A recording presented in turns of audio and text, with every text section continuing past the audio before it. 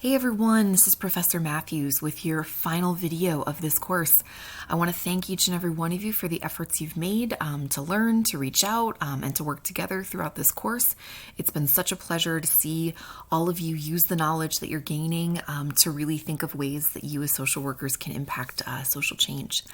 I have learned a lot from each one of you in various ways on the topics that you've chosen for your social change project, in the discussions that you've had, with some of them being a bit controversial in terms of the topics that the exchanges that you've had. I've really just been so impressed with the effort that you've all put in and just have total confidence in the work that you'll do as social workers. So this week, in our final week together, you have just a couple of assignments. The assignments that you have are to, one, for your discussion post, create a poem based off of testimony that you'll review. It can either be about slavery, and there is a source for that, or it can be about COVID-19, and there's a source for that in the instructions, or it can be something else that you choose. You just need to let me know if it's something else so that I can review what you're reviewing, essentially, for the development of that poem. And the reason why I have to sort of understand what you're basing your testimony or your poem off of is that what you'll be doing is you're going to read through the source material, whichever one you select. You don't have to read all of them, just pick one.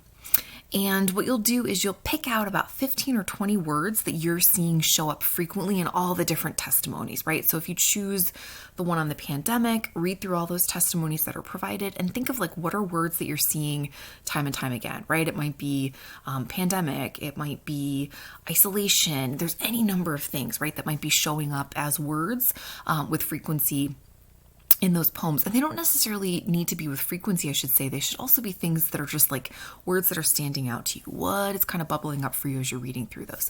So write those 15 to 20 words down and then come up with a poem and then a title for that poem based off of that. That's your first assignment. You'll also need to respond, as you do for all discussion posts, to two of your peers. So enjoy. It's a chance to be creative and a chance to, again, just think a little differently. The last assignment that you'll do is the culmination of your social change project. I want to make several points on this. So for your last submission of the social change project, it's only 1 to 2 pages, okay? So this is going to be shorter for many of you in terms of what you've been doing for the papers. It is also not in APA style. Okay, so this should not have a cover page and resources list and text. It is instead a presentation of information that is geared towards a target population or geared towards someone that you are either working with or someone you're going to school with, right? You have to name who the person is, but think about how if you were to go back to someone in a professional setting, whether that be school, academics, or your job, how would you tell them, what would you tell them about the population that you've been focused on? So there are several different prompts that are in the instructions, and you want to make sure that you answer all of those. Make sure that you describe the population, make sure that you talk about social change efforts and ways that people can advocate for this population. And if you have anything that needs to be cited, just include as you would a footnote or something to cite it if you need that in your final paper. Again, it's not a paper in APA formatting. Some students have submitted this by way of a couple of PowerPoint slides.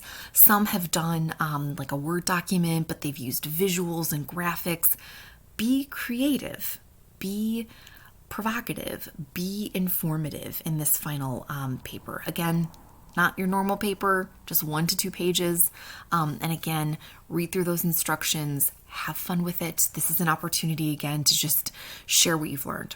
I hope all of you take away quite a bit from this course, but the main things that I hope that you take away are an understanding that all of us as social workers, whatever type of social work, in whatever setting, in whatever way we are doing this work, all of us have an obligation to be of service to the clients that we are working with and to be unafraid to impact and to advocate for social change that will be, again, in service of those people that we are working with. I, again, have learned so much from each one of you. I wish you all nothing but the best in the rest of your studies. If you have any concerns or questions about the final projects, because again, they are a little different, just reach out to me. I am here throughout the week via email, and I'm always happy to set up a meeting or a virtual connection if you need to talk anything through. Thanks so much for all of your hard work. Can't wait to see these final assignments.